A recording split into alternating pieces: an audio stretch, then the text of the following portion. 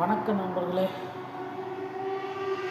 மதுரை முனிஸ் தற்குறிகளின் சிறந்த தற்குறி. இவர் என்ன சொல்றாருன்னு கேட்டு வாங்க, அப்புறம் பேசுவோம்.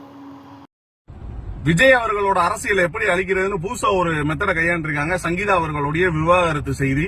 இது உங்களுக்கு விவாகரத்து செய்தியா தான் தெரியும். அதுக்கு முன்னாடி என்ன நடந்திருக்கு அப்படின்னா, இவங்களுக்கு இந்த விஷயங்கள் தெரியப்படுறது பல நாட்களுக்கு முன்னாடியே வெளிப்படுத்திருக்கலாம், அவங்க தனிப்பட்ட அவங்களுடைய உறவை பத்தி. ஆனா இப்ப எலெக்ஷன் டைம்ல இப்படி பேசுறது கொஞ்சம் ஒரு ட்விஸ்டான ஒரு விஷயம். என்ன அப்படின்னா, முரசொலி செல்வம் அப்படின்னு நீங்க கேள்விப்பட்டிருப்பீங்க. அங்க பாலா அவர்களுடைய முன்னாள் மனைவி, ஜெயம் ரவி அவர்களுடைய முன்னாள் மனைவி, அது மட்டும் இல்லாம சங்கீதா அவர்கள், இவங்க தொடர்ந்து எல்லாருமே ஒன்னா போய் அவங்களுடைய திமுக உடைய கொஞ்சம் சரி அப்படின்ற மாதிரி நீங்க இந்த விஷயத்த பார்த்தா உங்களுக்கு தெரியும். ஏன்னா திமுகவினுடைய இயக்கம் இப்ப சங்கீதா அவர்களுக்கு இன்னைக்கு தமிழ்நாட்டில் எல்லாருக்குமே தெரிஞ்ச ஒரு விஷயம், பேசக்கூடிய ஒரு விஷயத்த சங்கீதா அவர்கள் பல நாட்களா ஏன் இதை பத்தி பேசல, ஏன் இப்ப எலெக்ஷன் டைம்ல இதை பத்தி பேசுறாங்க. நான் என்ன சொல்றேன்னா, அவங்களுடைய தனிப்பட்ட வாழ்க்கைக்குள்ள நான் வர விரும்பல. ஆனா எலெக்ஷன் டைம்ல விஜய் அவர்களை அழிப்பதற்காக இதோ ஒரு யுத்தியா நீங்க கையில எடுத்தீங்க அப்படின்னா, அவர் வீட்டுக்கு எப்படி வேணா இருந்திருக்கலாம், ஆனால் இந்த நாட்டிற்கு அவர் தேவை. இந்த தமிழ்நாட்டிற்கு ஒரு மாற்றம் நிச்சயமாக தேவை.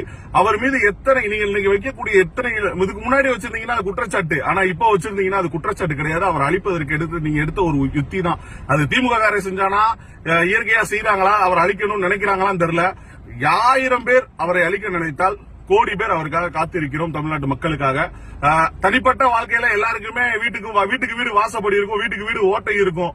என்ன வேணா சொல்லுவாங்க. திமுக காரன் ஆட்சி ஆளணுன்றதுக்காக என்ன பொய் பரப்புரை வேணாலும் பரப்பலாம். யாரை அழிக்கணும்னா எவ்வளவு தூரத்துக்கு வேணா போவாங்க.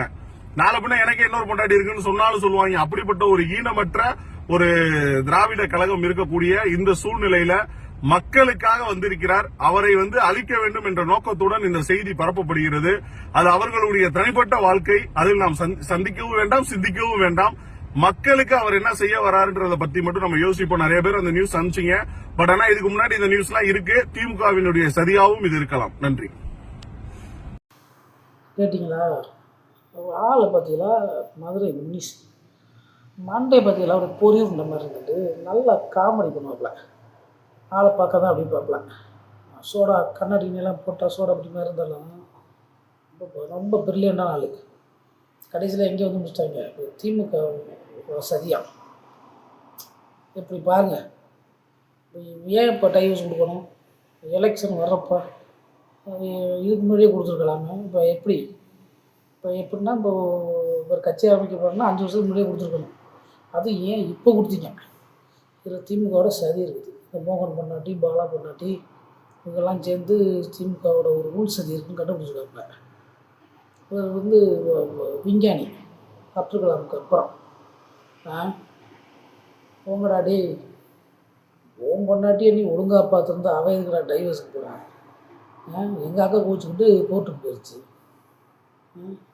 அரசியல்லையும் தற்குறி, குடும்பத்துலேயும் தற்குறி, கூட இருக்கவங்களும் தற்குறி. எனக்கு ஒரு சந்தேகம் தானே, அந்த கட்சிக்கு போகணுன்னா எல்லாம் தற்குறியாக மாதிரி, எல்லாம் தற்குறியெல்லாம் அந்த கட்சிக்கு போகிறீங்களா? இதை சொல்லிட்டு போங்க.